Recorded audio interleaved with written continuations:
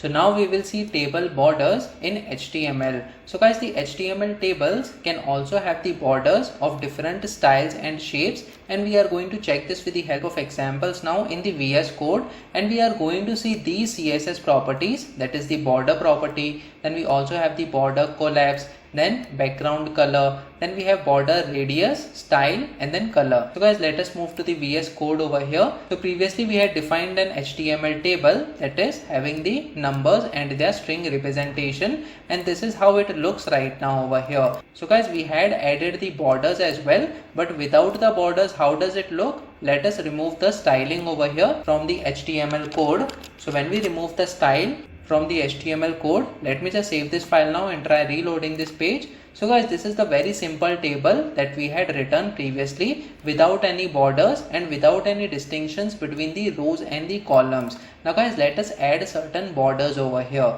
So what we can do is simply we have to come in the VS Code. So as you can see, we have the table tag, then we also have the tr tag, th tag, and td tags. So guys, basically to these tags we are going to add the border. So over here inside the head section we are going to define the style tag, and over here we are going to apply borders to the table tag, and then followed by comma. We also have the th tag over here, and then followed by comma. We will also apply for the td tag as well. So guys, whenever you are going to apply the common styling to multiple tags, you can define them on a single line separated by commas over here, and inside the open and close curly braces we can have the styling that can be applied to the content of these tags over here. So guys, what we have to do is we are going to first define the border in this case, and let's say we want to define the border width as 1px, and then followed by the style, that is the border style, it will be solid, and then followed by the color, that is, let's say we want the color of the border to be black over here. So let me just save this file now and try reloading this page once again on the browser.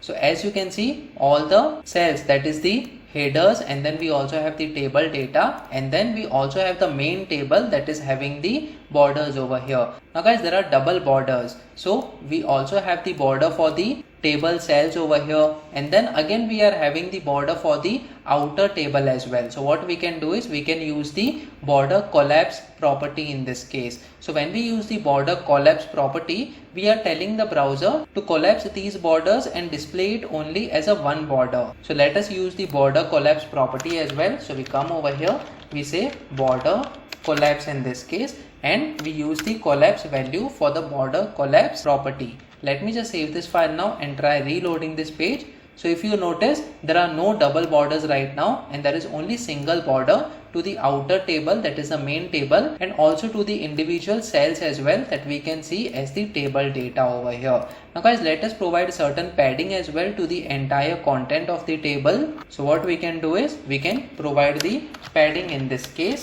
So padding property, and after colon, let's say we provide 2 pixels over here as the padding. Let me just save this file now and try reloading this page. So now we can see the spacing between the content of the table and the borders as well. Let us change the padding to 5 pixels so that we can clearly see the spaces in between the content on the border. Let me just reload this page once again. So now the HTML table is looking little bit decent over here with the padding that we have already applied. Now guys, let us move to another property over here. We also have something called as background color for the table data. So guys, what we will do is, let's say we want to provide the background color to the even rows, that is the second row over here, then we have the fourth row and the sixth row in this case. So what we can do is simply we have to come over here.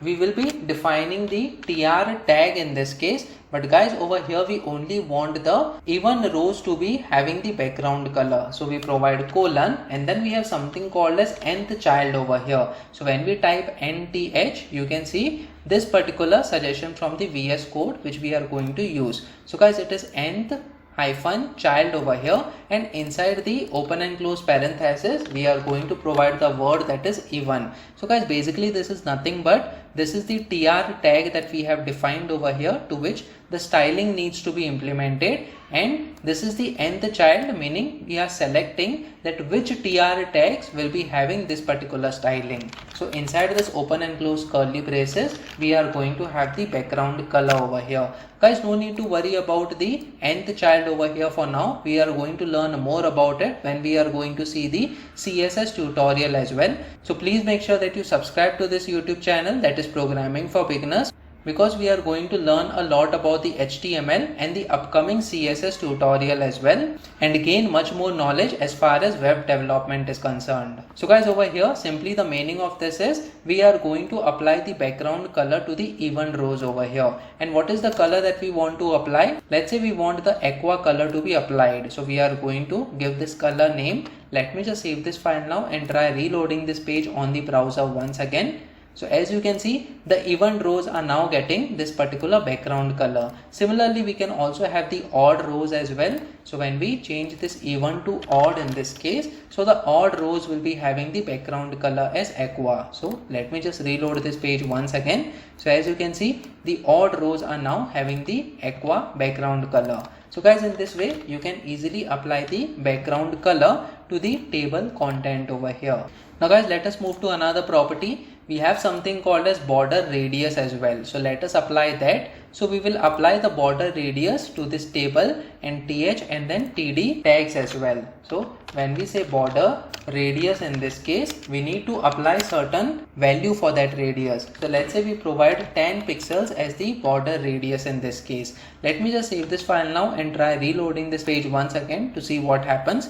So as you can see, the border radius is now getting displayed over here, and the color that we had applied is now showing the border radius. Let us remove the border collapse in this case so that we can clearly see the border radius over here.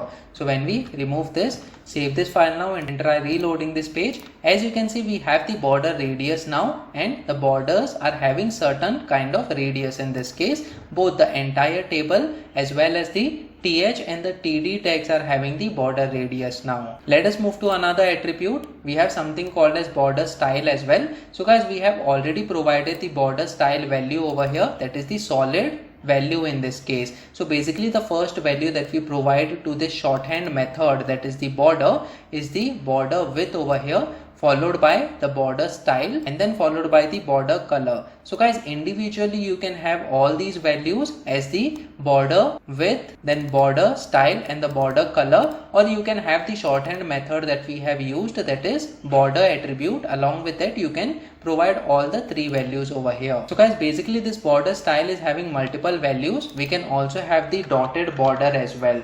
So when we type dotted in this case, so instead of the solid border, we will be having the dotted borders. So let me just save this file now and try reloading this page once again. So as you can see, the borders are dotted for now, and this is the way that we can have the border style being implemented. Let us change the value to dashed over here, so we can have the dashed borders as well. So let me just save this file now and try reloading this page once again. So as you can see, the borders are having the border style as dashed. Let us move to another attribute over here. We also have something called as border color in this case. So guys, the border color is also provided over here, that is the black color. Let us change the border color to red in this case. So when we type red color name, let me just save this file now and try reloading this page. As you can see, the border color is changed to red. Let me just change the border style to solid in this case. So when we change it to solid, let me just save this file, reload this page. As you can see, we are having the solid border over here with the red color. So guys, these are certain properties for the borders that we can apply to the table, and based on your requirements, you can display the HTML table over here on the page. So guys, comment in the comment section below whether you have learned something out of this video. Please make sure that you like this video so that it reaches to more people, and subscribe to the channel so that you get the notifications on upcoming videos as well. The next video that we are going to talk about is table size in HTML using the width and height attributes. So stay tuned.